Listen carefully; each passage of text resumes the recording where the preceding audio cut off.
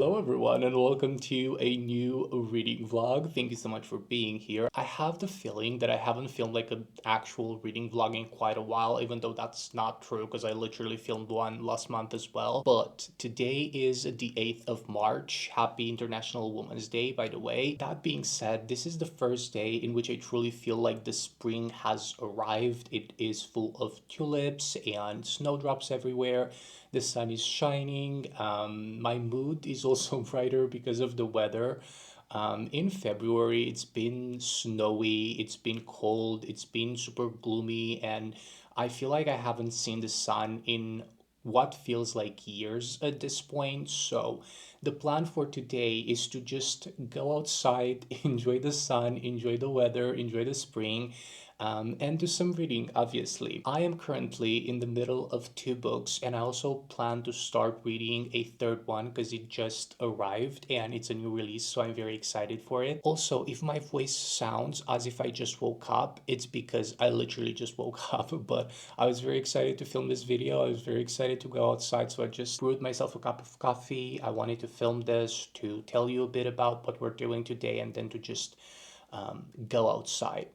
Okay, so speaking about the books that I'm currently in the middle of, well, middle is like a very loose term because I just started reading these books like a day or two ago, so I'm not that far into that. But the first one is The Turnglass by Gareth Rubin. The main reason for which I bought and also wanted to read this book is because of its format. It is one of those Ted Bush, which I don't know how I can actually describe that, but oh, it says right here. Okay, so Dead Bush, a book split into two parts, printed back to back and head to foot. So what that means is that this book has like two covers. You can start either way, either with the blue side or with the red side, and the book is actually split in the middle. So let me actually find the midway point here. So if you start with the blue side, which is what I did, you obviously start reading the book this way in this orientation. The text is obviously like oriented in this way, and then when you reach the middle of the book, you have the turn glass, and then you have to flip the book and start reading it from back to front, if that makes sense. And when you're doing that, when you start reading the red one, the text is oriented this way. So you can start reading it from back to front or to the middle of it. From what I read so far, I am currently on the page 78. I am on chapter 7. I don't really know if I like it, to be honest. I don't know if I'm bored or if I'm intrigued because I want to figure out what's happening, but in the same time, I'm like, do I really care about this? So that's not great. I'll see if I will be in the mood of actually continuing reading this one. And then the other book that I have started reading is The Rainfall Market by Yu Yung Wang. This is one of those like cozy Asian literary fictions. It has an aspect of magical realism to it. I wouldn't say it's like fantasy, but it's more so literary fiction with elements of magical realism and stuff like that.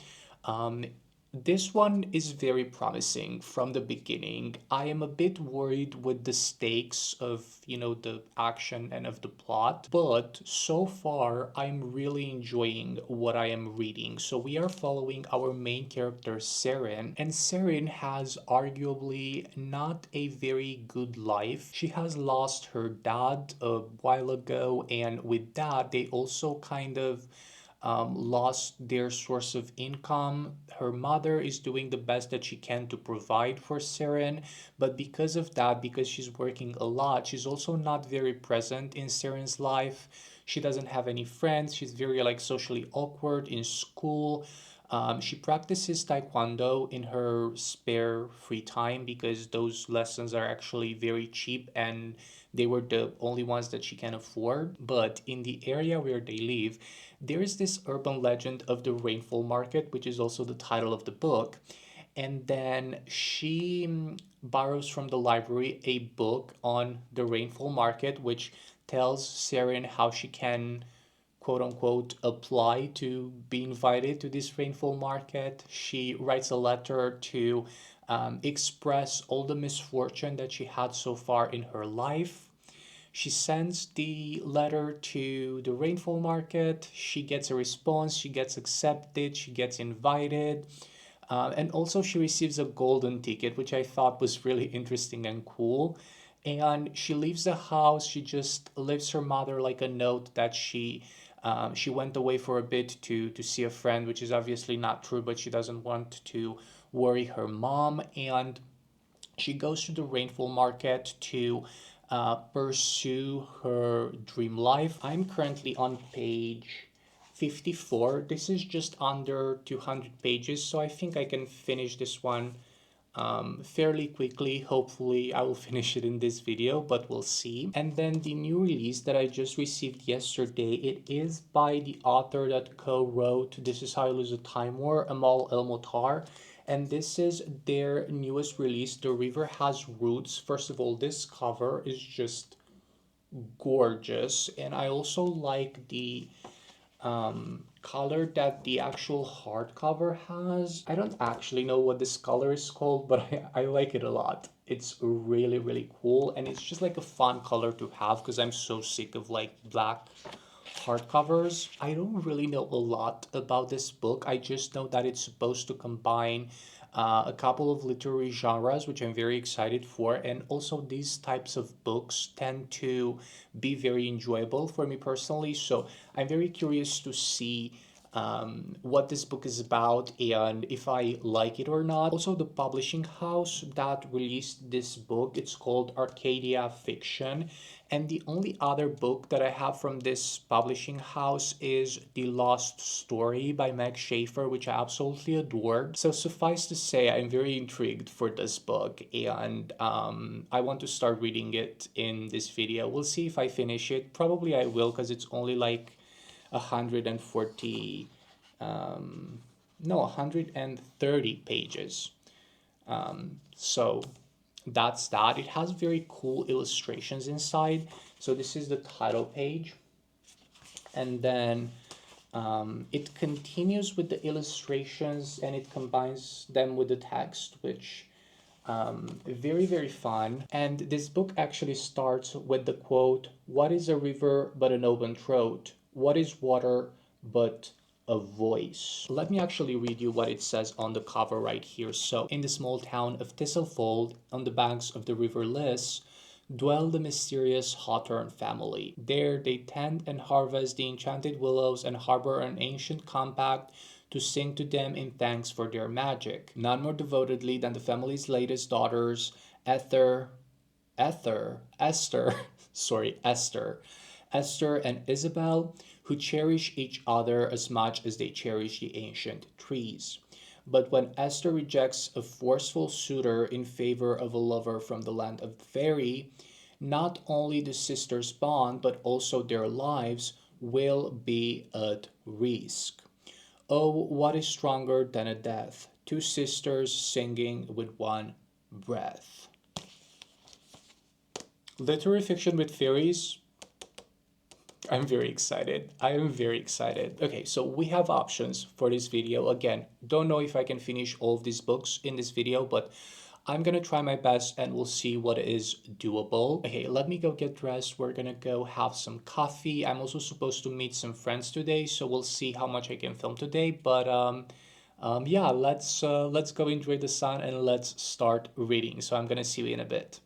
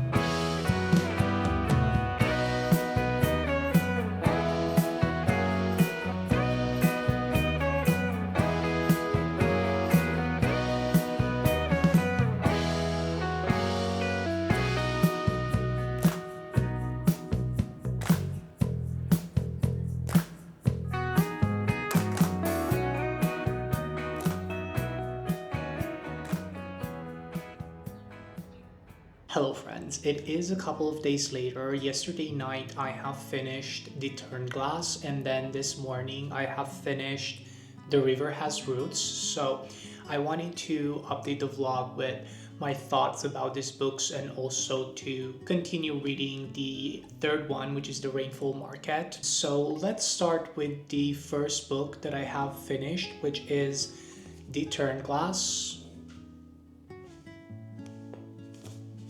The Turnglass. So this book was quite boring, would be an understatement. So I was disappointed with this one because I had such high expectations from the concept alone, with them being like two separate stories that are intertwined in this like bigger than life plot point, and it just didn't deliver, unfortunately. You know how some books are just like bad but also kind of mediocre and you're not passionate about hating them? This is kind of that sort of book for me. So I don't know if I previously mentioned this in the intro for this video, but this book is split into parts, into stories, and this is a Dead Bush, which is a book that can be read either like from the beginning to end, but also from end to towards the beginning, and you have like a delimitation in the middle of the book to actually turn it upside down and start reading it the other way. So I have started reading it with the blue cover, and this story is set in the 1880s in London, and we are following a doctor who has to travel to this remote island where his uncle resides. And on this island, there is this very mysterious mansion called the Turnglass House. And he has to travel there to basically investigate the illness of his uncle. It is quite eerie. It tries to be spooky, but it's not really. And also the plot points and what we find out at the end of the first story is just like a bit a bit disappointing. It was a letdown. It was a letdown. And then the second one, which has the red cover, this is a story set in the 1920s or 30s, I believe. In the 1930s in California, we find out that an author that used to reside in the Turnglass house, turns out he's dead, and it is believed that he killed himself, but one of his friends doesn't really believe that he could be capable of that. So they are trying to investigate this killing, this death, and obviously it intertwines with the first one or the other story in this book, as you can read them either way. Yeah, it just didn't pay off. Also, I don't think this book needed to be this long. Like, it's over 500 pages, and I just think it dragged a bit at times. So yeah, the Turnglass, I liked the concept. I had high hopes for the concept, but it just fell a bit short for me personally. Please let me know in the comments down below if you read this book, if you liked it. I would like to hear your thoughts on this book, because I didn't really connect with this one, unfortunately. And now, moving along to a completely different reading experience, I have finished The River Has Roots by Amal El-Motar. And my god, this book is everything that I wanted and everything that I needed as like a pick-me-up. This book is just marvelous, and it has so many interesting concepts, but not only that, they are executed to perfection. This was a complete marvel to read. I laughed, I cried, I was confused, I got to understand everything. This is marvelous. So if you have a couple of hours to read and you don't know what to pick up, I would highly recommend you this book, especially if you liked, God, what is the name of that book that I absolutely loved? Roshani Chakshi's The Lost Tale of the Flower Bride. Not that it's the same concept, but these two books kind of exist in the same realm of all of the genres combined. And that also has ties to the Fae world, which this one also has. Yeah, if you liked The Lost Tale of the Flower Bride and you were obsessed with it as much as I was, this book is for you. And also the other way around, if you read this one and you want something a bit in the same kind of realm of literary fiction, but also magical realism and with fae, and you don't really know what's happening until you do, I would also highly recommend The Lost Tale of the Flower Bride. This book is following two sisters, and we are set in this town. We have like a really, really cool and unique magic system. It is based on grammar and language and translation and singing. I can't explain too much without spoiling what's happening in this one, because again, this is like a very short book. It's only 100 pages. I think in the previous clip I said it's 130, but the 30 pages at the end of this book are actually a sneak peek from Amal El-Motar's upcoming short story collection. So the actual book, The River Has Roots, is only 100 pages. The ending absolutely destroyed me. Like, I cried for a solid 5 minutes this morning when I finished reading this one. Also, on the back, this book has blurbs from T. Kingfisher, Holly Black, Sarah Beth Durst, Fonda Lee, Alexi Harrow. Wow, what a lineup. So Holly Black said, half delicious murder ballad, half beguiling love story. Amal El-Motar transports us to fairyland so seamlessly it seems as though she just stepped out of it. This book is amazing. The River Has Roots by Amal El-Motar. Highly, highly recommend. Okay, and then in terms of my progress with the rainfall market, I didn't read that much from this one just because I concentrated on finishing the other two. With The River Has Roots, I instantly knew that I'm gonna love it, and I wanted to see what's happening, and I was so invested into the story. And then with the other one, I was expecting like a train wreck that never came, so I just wanted to read it and get it over with. But then with the rainfall market, I am currently on page 68. I am now on chapter or episode 10, which is called The Bookshop. So because I have finished reading the other two, I want to concentrate on this one in the upcoming day or days and to finish this one as well. This tassel is so distracting. I'm so sorry in advance. But yeah, I will be updating you soon with my thoughts on the rainfall market. So see you in a bit.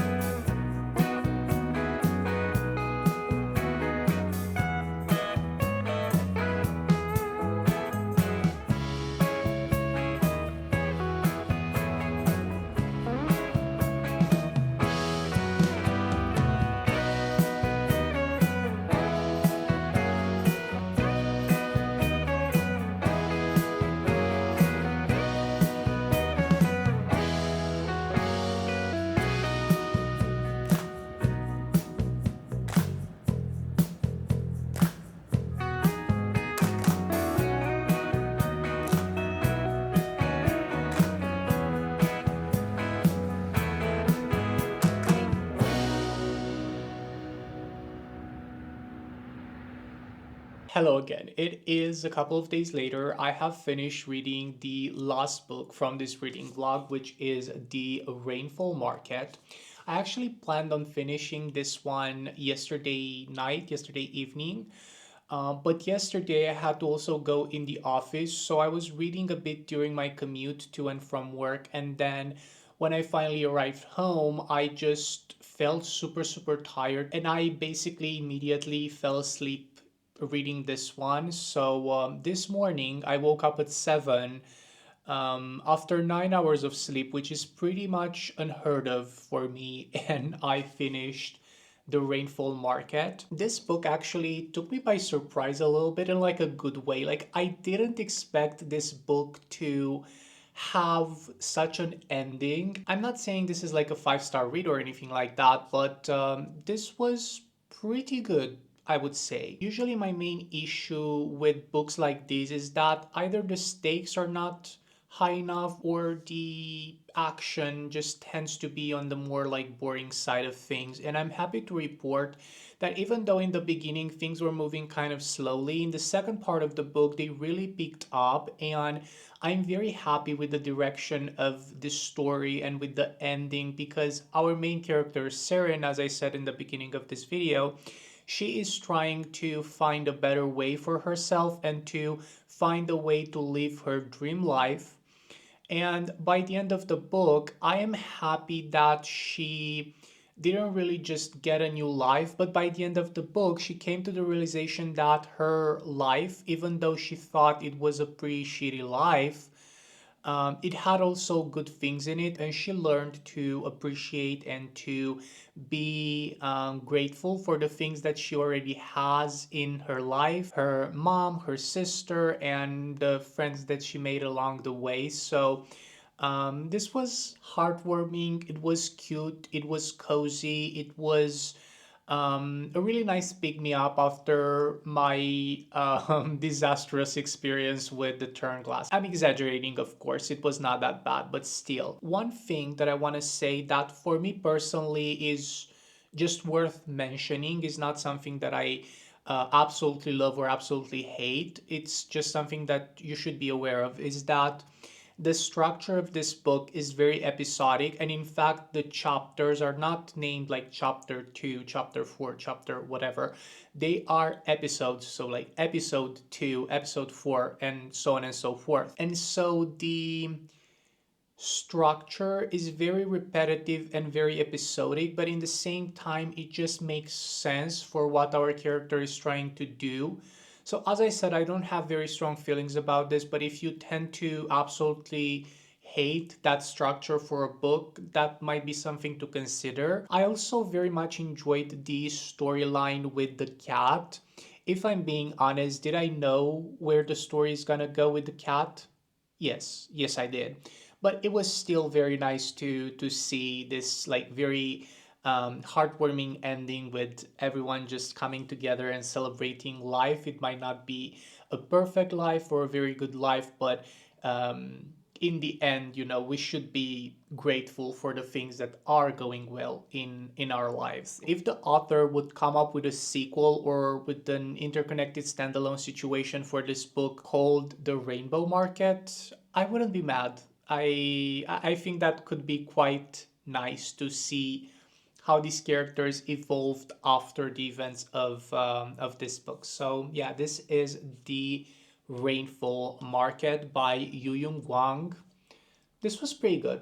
This was pretty good. Okay, so in this video, I have managed to finish 3 books. As I said previously, The Rainfall Market, if you're looking for something simple, something cozy, something that would be fit for like a gloomy, rainy day, something that you can read at your own pace. Maybe you want a book to just have on your nightstand and read a bit until you fall asleep. I think this could really work well for that purpose as well. The River Has Roots, honestly, a new favorite of mine. I am very happy with this book and with the story and with the characters and how it was written and how flowery and exciting it is, but still packing a punch in only 100 pages. I'm very happy with this, and I would wholeheartedly recommend it to you if you tend to like this sort of shorter stories, these novellas about fae, about unreliable characters, about very interesting magic systems that are rooted in language and translation and grammar and that sort of thing. So, The River Has Roots by Amal Al Motar is 100% what I would recommend you read from this video. And then the flop, I'm always apparently holding this the wrong way. So the Turnglass, maybe skip it, or if you really want to read it, maybe borrow it from the library or borrow it from a friend. I would honestly wouldn't spend my money on this. I wanted to say that if you like mystery and thriller, maybe this would be enjoyable, but it is so bland and almost anticlimactic by the time when the reveal happens that I don't really know if you would enjoy this one if you tend to like mystery thrillers. Yeah, I this was just not for me. And that being said, this is pretty much the end of today's video. Thank you guys so much for watching. Please don't forget to like and subscribe if you enjoyed the video. If not, then that's totally fine. Happy spring, happy reading, and hopefully I'm gonna see you soon in a new video here on the channel. Bye guys.